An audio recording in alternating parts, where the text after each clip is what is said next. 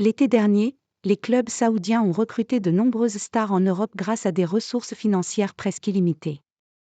Leur seule restriction concernait le nombre de joueurs étrangers autorisés dans leur équipe.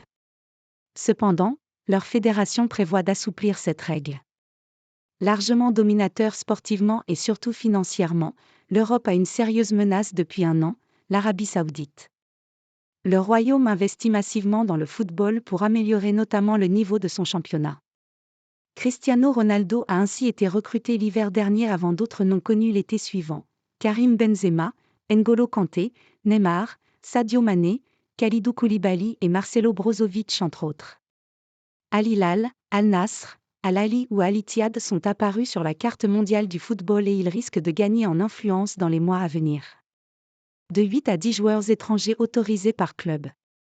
Seule une limite sur le nombre de joueurs étrangers par club vient calmer les ardeurs saoudiennes. Dans un effectif complet, ils ne peuvent détenir que 8 joueurs non saoudiens chacun. Néanmoins, cela va changer très rapidement. Pour aider ces formations à recruter plus de stars, la fédération saoudienne vient d'annoncer qu'elle élèverait la jauge. Chaque club saoudien pourra désormais posséder 10 joueurs étrangers dans un effectif de 25 éléments. Le nombre de joueurs étrangers présents sur la pelouse au coup d'envoi augmente aussi. Il sera porté à 8.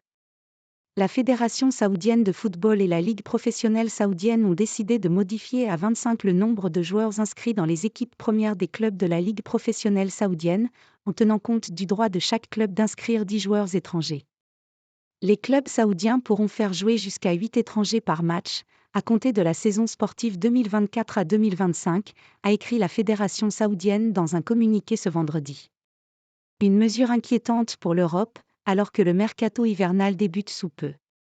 Mais, cela est nécessaire pour les formations du Royaume alors que la récente Coupe du Monde des clubs a montré que l'écart avec les équipes européennes était encore élevé.